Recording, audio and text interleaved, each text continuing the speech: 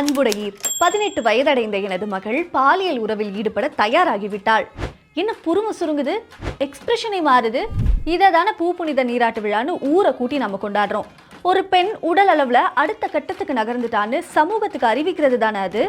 ஆனால் அதை பற்றி அந்த பொண்ணுக்கிட்டேயே வெளிப்படையாக ஆரோக்கியமான புரிதலை ஏற்படுத்தி இருக்கோமா?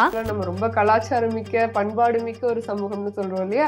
ராஜஸ்தான்ல நம்ம என்ன பண்ணுவோம் அப்படின்னா, அங்க இருக்கிற அம்மாக்கள் பாட்டிகள் எல்லாருமே அந்த பொண்ணை சுத்தி உட்கார்ந்து செக்ஸ்னா என்ன அப்படிங்கறத அந்த பொண்ணுக்கு சொல்லி தருவாங்க. ஒரு பொண்ணு வயசுக்கு வந்த உடனே அவ உடலுறவுக்கு தயாராகிட்டான்னு அர்த்தமா? இல்ல 18 வயசு ஆன உடனே சட்டம் அனுமதிக்குதுங்கிறதால மனசளவிலும் அவ தயாராயிட்டான்னு எடுத்துக்க முடியுமா? அப்போ பாலியல் உறவுல ஈடுபட சரியான வயசு எது? இன்னைக்கு பாப் கல்ச்சரும் சோஷியல் மீடியாவும் டீனேஜர்கள் மத்தியில ஒரு மறைமுக அழுத்தத்தை உருவாக்கி இருக்கு. காலேஜ் போறதுக்கு முன்னாடியோ இல்லனா டிகிரி முடிக்கிறதுக்குள்ளேயோ டீனேஜ் முடிக்கிறதுக்குள்ளேயோ பாலியல் அனுபவம் பெறணும்னு வெப் சீரிஸ் மூவிஸ்களும் இதை நார்மலைஸ் பண்ணுது. சில பேர் பக்கெட் லிஸ்ட்லயே இதை வச்சிருக்காங்க. ஆனா அந்த அவசரத்தினால நம்ம என்ன மாதிரியான சவால்களை எதிர்கொள்றோம்னு யாராச்சும் யோசிச்சிருக்கீங்களா? போதிய விழிப்புணர்வும் பக்குவமும் இல்லாம பாலியல் உறவுல ஈடுபடுறவங்க வாழ்க்கையில உடல் ரீதியாகவும் மன ரீதியாகவும் பல பாதிப்புகள் ஏற்படும்.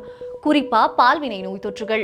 உலக சுகாதார அமைப்பின் கணக்கெடுப்பின்படி உலகளவுல ஒரு நாளைக்கு 10 லட்சத்திற்கும் அதிகமான பால்வினை நோய் தொற்றுகள் ஏற்படுது. இதுல கிட்டத்தட்ட 50% பாதிப்புகள் 15 வயது முதல் 24 வயதுக்குட்பட்ட இளம் வயதினருக்கே ஏற்படுறதா சொல்லப்படுது. குறிப்பா பெண்களுக்கு பார்த்தோம்னா டீனேஜ் வயசுல எல்லாருக்கும் கருப்பை வாய் முழுமையா வளர்ச்சி அடைஞ்சிருக்காது. இந்த சூழல்ல உடலுறவு மேற்கொள்றப்போ பால்வினை தொற்றுகள் ஏற்பட அதிக வாய்ப்பு இருக்கிறதா மருத்துவர்கள் எச்சரிக்கிறாங்க. பாலியல் உறவு குறித்த புரிதல் இல்லாம அதுல ஈடுபடும் போது திட்டமிடப்படாத தேவையற்ற கர்ப்பத்துக்கு வழிவகுக்கலாம். அந்த சின்ன வயசுல பிரசவத்துக்கு உடல் முழுமையா தயாராகாததால அதன் விளைவுகள் ரொம்ப ஆபத்தானதா இருக்கும்னு மருத்துவர்கள் எச்சரிக்கிறாங்க. டீனேஜ்ல அனீமியா, அதாவது ரத்த அணுக்கள் ரொம்ப கம்மியா இருக்கு. அந்த அனீமியானால அவங்களுக்கு ஹார்ட்ல இருந்து இன்ஃபேக்ட் உயிரிழப்பு கூட டியூரிங் சைல்ட் பர்த் நடக்கிறதுக்கு வாய்ப்பு இருக்கு. இதை தவிர அவங்களுக்கு பிரெக்னன்சில பிபி வரதுக்கு சான்ஸ் இருக்கு. வலிப்பு நோய் வரது, அதாவது எக்லாம்சியான்னு சொல்லுவோம். அதாவது அவங்களுக்கு பிரெக்னன்சி அப்பவே வலிப்பு அதனால மதருக்கோ இல்ல சைல்டுக்கோ பாதிப்பு ஏற்படுறதுக்கு வாய்ப்பு இருக்கு. அண்ட் ஆல்சோ இதனால அவங்களுக்கு அந்த ஆர்கனே இன்ஜுரி ஆகி நிறைய ப்ளீடிங், எக்ஸஸ் ப்ளீடிங் ஆகிறதுக்கு வாய்ப்பு இருக்கு. But the main awareness என்ன கொண்டு வரணும்னா is mainly for the அவங்களோட செக்ஷுவல் இன்ஃபெக்ஷன்ஸ் ப்ரிவென்ட் பண்றதுக்கு.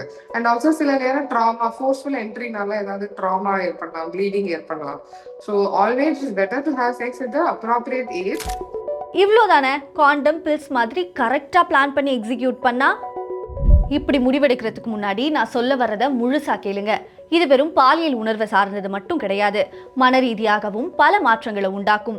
பொதுவாக நம்ம சிந்திக்கிறதுக்கும் கவனம் செலுத்துறதுக்கும் சுய கட்டுப்பாடு வளர்த்துக்கிறதுக்கும் முக்கிய முடிவுகள் எடுத்துக்கிறதுக்கும் நம்ம மூளையில இருக்க ப்ரீஃப்ரண்டல் கார்டெக்ஸ் பகுதி தான் முக்கிய பங்காற்றுது. ஆனா இந்த பகுதி முழுமையா வளர்ந்து முதிர்ச்சி அடைகிறதுக்கு 25 வயசு வரைக்கும் ஆகும்.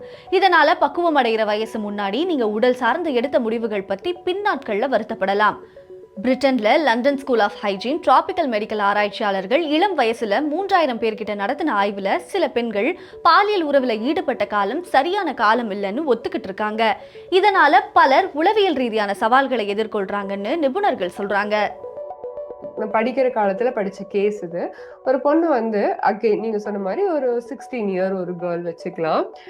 அந்த கேர்ள் பாய் ஃப்ரெண்ட் கூட இருக்காங்க. ரொம்ப ஹாப்பியான ஒரு ஒரு ரொமான்டிக்கான ரிலேஷன்ஷிப். ஆஃப்னா அவங்க தே என்கேஜ் இன் செக்ஷுவல் ஆக்டிவிட்டிஸ். சரியா, இது ஹாப்பியா தான் போயிட்டு இருக்குது. ஆனா எப்ப அந்த பொண்ணு அந்த பாய் ஃப்ரெண்ட் கூட பிரேக்கப் பண்றாளோ சரி, அப்ப she started regretting. நான் இவன் கூட தான் இருக்க போறேன், லைஃப்ல இருக்க போறேன்னு நினைச்சு இவ்வளவு தூரம் டிராவல் பண்ணிட்டு, பட் சம்பவம் இது பிரேக் ஆயிடுச்சு. கொஞ்சம் கொஞ்சமா அது என்ன பண்ணிட்டே போகும் அப்படின்னா, அடுத்து செல்ஃப் டவுட் கொண்டு வரும். கொஞ்சம் கொஞ்சமா நான் டிப்ரெஷனுக்குள்ள போகேன். அப்படியே உள்ள போயிட்டே இருக்கும்போது ஒன் டே ஏதோ ஒரு ஃபைன் டேல நான் டோட்டலா என்னோட செல்ஃபவே லாஸ் பண்ணிடுவேன். அப்போ உடலுறவு வச்சுக்க சரியான வயசு எதுன்னு எப்படி தெரிஞ்சுக்கிறது?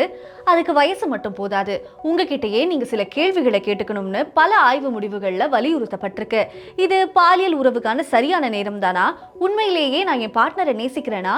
அவரும் என்ன நேசிக்கிறாரா? STIs, STDs மாதிரி பாலுறவு நோய்கள்ல இருந்து தற்காத்துக்க என் இணையோட தெளிவா பேசிட்டேனா, தேவையற்ற கர்ப்பத்தை தடுக்க என்ன மாதிரி பாதுகாப்பு சாதனங்களை பயன்படுத்தலாம்னு நாங்க 2 பேரும் பேசி முடிவெடுத்துட்டோமா? மிக முக்கியமா இப்போ பாலியல் உறவுக்கு ஓகே சொல்லிட்டு அப்புறம் எனக்கு விருப்பம் இல்லைன்னா நோ சொல்லக்கூடிய சுதந்திரம் எனக்கு இருக்கா? இந்த கேள்விகளை எல்லாம் உங்களை நீங்களே கேட்டுக்கோங்க. நான் என்ன சொல்லுவேன்னா, ஈவன் அ ஸ்மால் திங், ஒரு சின்ன விஷயம் கூட உங்களுக்கு வந்து இல்ல வேண்டான்னு தோணுச்சுன்னா டோன்ட் டூ தட் அப்படின்னு தான் சொல்லுவேன். ஏன் அப்படின்னா, இது வந்து ஒன்ஸ் இன் அ லைஃப் தான்.